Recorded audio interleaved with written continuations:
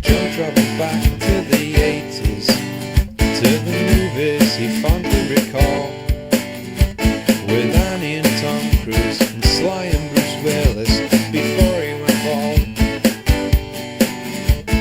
Back when the movies were simple and the plots had no deep commentary, just some hero with biceps and witty one-liners shooting all he could see. Then off some steamed Benny. But I guess the grass is greener when you're wearing those rose-tinted shades.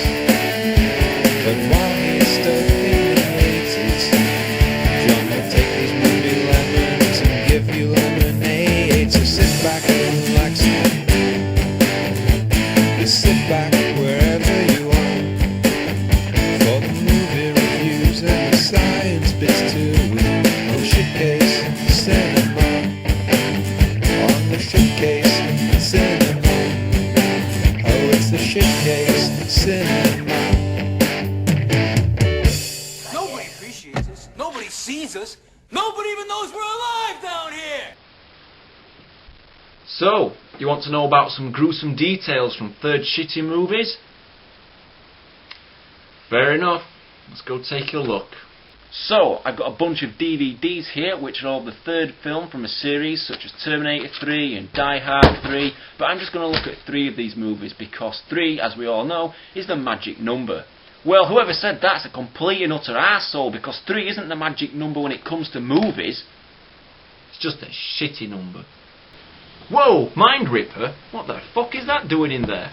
Well, let's replace one piece of shit with another. Alright, T3. Now, overall, it's not an amazingly bad film, but when you think of how groundbreaking the first 2 were, you'd expect a bit more for your money. It starts out pretty quickly, there's little to no exposition, and there's little to no explanation as to what the hell's going on throughout the movie. Sure, John Connor, who looks like a fucking chimpanzee here, keeps pissing and moaning about how they stopped Judgment Day, and that Arnie shouldn't even exist. Well, Connor, prepare for the line that basically shit over the entire story within T1 and 2. But we stopped Judgment Day. You only postponed it. Judgment Day is inevitable. Wow, that's lame. The dark, moody atmosphere is totally done away with in T3 and replaced by what I can only describe as MTV-style setups. Hell, you even get some shit music playing while Arnie is stocking up on sweeties for the 2 main human characters, and then have Arnie bring the film way down to the rivers of shit. Talk to the hand. I have to say, when I saw this film at the cinema, I very nearly walked out. I simply couldn't believe what I was seeing in front of my eyes. The story is wafer thin and the build-up to everything is over before it's pretty much begun. You have no time to relate to any of the characters, and over time they just annoy you with their awful delivery of cheesy lines. I mean, do we really care about Claire Danes planning a wedding and shopping? That's okay. You're bound to run into him at the wedding. God, for Pete's sake, shut up! What I did think was a nice touch was the filmmakers bringing back Dr. whatever his name is. But now I just think the producers thought, we know this film sucks, so let's try to win a few fans over by throwing in Dr. Old whatever his name is. It's a little comic relief moment, but the problem is that this film is packed with them. And what it needs is some serious, well thought out scenes with tension and suspense. Another thing that pisses me off is you don't even get to see any of the deaths that the TX is guilty of. It's just some crappy shots of furniture having watered down cherry aid splattered all over them. It's pathetic. I mean, come on, you've got to be shitting me. No, I am not shitting you. It's purely aimed at little teeny boppers, and the film should have followed suit as its predecessors and had an 18 certificate slapped on it. Don't do that. Now, the TX is apparently an upgraded version of what the T1000 was, but I'm pretty sure I'm not alone in thinking that that's complete and utter bullshit. A guy made from liquid metal who can change into anything or anyone is followed up by a far superior in every way physical metal robot that gets stuck when a magnet is switched on. Sure, I can buy that, just like I can buy the fact that John Connor simply looks completely different from his former self. Yeah, I know it's a different shitty actor. Claire Danes is destined to be the second in command of the human resistance and to be Connor's future wife, and how they ultimately and conveniently know each other already because when they were kids they used to kiss and cuddle. Aww. Love how Connor can't remember, but then 2 seconds later remembers in glorified detail. Holy Shit, we did. We made out in Kripke's basement. I cannot believe you remember that. The scene is completely stupid, fucking pointless and downright laughable. I hate this film, I fucking hate it. So let's move on, shall we? Oh, I just have to say the best part is the ending. Nice and apocalyptic. Still shit though. Okay, now to Teenage Mutant Ninja Turtles 3.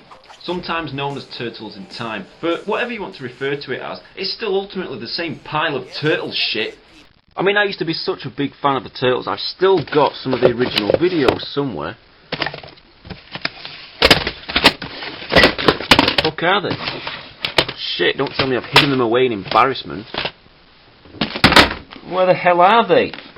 See, I've got so much crap scattered around the place, I don't know where anything is. But after searching high and low, I finally found them hidden away in a wardrobe, along with Free Willy. Oh dear.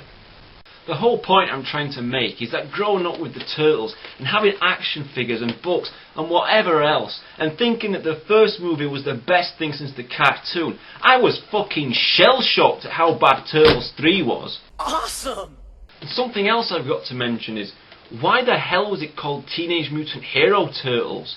Now, there's a good story behind that.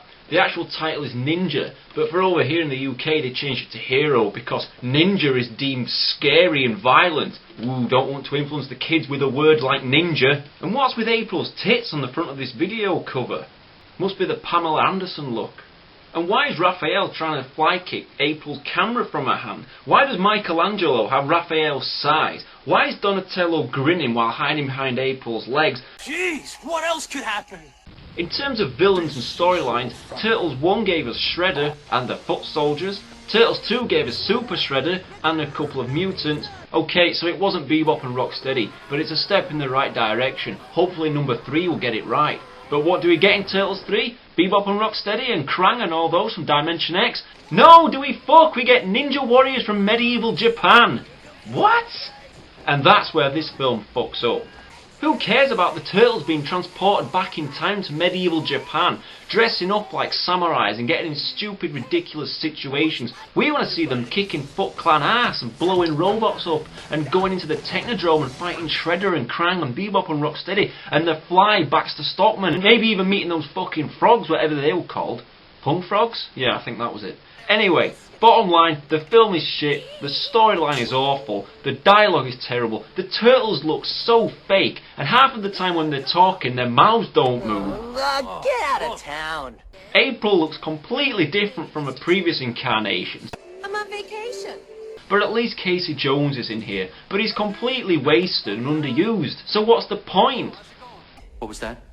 You want to run that by me again? But he's completely wasted and underused, so what's the point? Bummer. I can't think of anything worth talking about with this film. I've never met one person ever who claims to like this film, so I think that says everything there is to say about it. It's shit, plain as. And the best example of a third movie in a series of being shit. See, let this here sum up the entire film for you. Oh, look, we're done. What? Talk about bad acting. But whatever. Man, I can't believe I just said bad acting. It's not even a human being, it's a guy in a suit with an animatronic head. So my advice is to stick to the other Teenage Mutant Ninja Turtle films, or the Teenage Mutant Hero Turtles cartoons.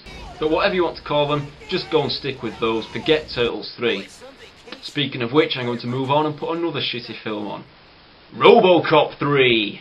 So this is not as bad as Turtles 3, and I didn't particularly want to end the review on a really shitty level, so... What? That's not Robocop, who's that? It looks completely different. Where's Peter Wanker?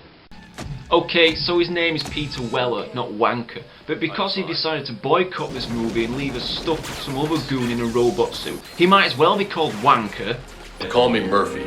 So if you're unfamiliar with Robocop at all, just look at the title and it'll explain everything to you. Robocop, as in robot and cop. He's a Robocop. Do you get it? Amazing. I mean, it's not like he's going to be a mechanic who's a vigilante or some porn star. Robocock.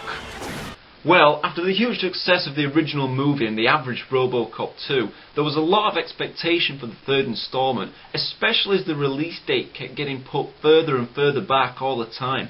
but when it came out, you could be sure as shit that it was going to be bad. And I don't mean bad in a regular way, I mean fucking awful style bad. Memorable scenes such as a young child managing to turn off one of those giant walker machines was cringe-worthy. He's right. I mean, who is she, the next Bill fucking Gates? Give me a break. Seeing Robocop flying at the end was always a highlight. The special effects were simply amazing and groundbreaking and revolutionary, but only in terms of how crap they looked. They even made Superman flying around look believable. The movie was toned down and aimed at a younger market, there's no denying that, and it was basically what killed the franchise off. At least this movie had some balls in that they had the nerve to kill off Nancy Allen, which was pretty sad, but the scene was set up really stupidly anyway, so it doesn't give it much credit whatsoever. So to keep in line with the number 3, I'm going to give all 3 movies a lowly rating of 3 out of 10.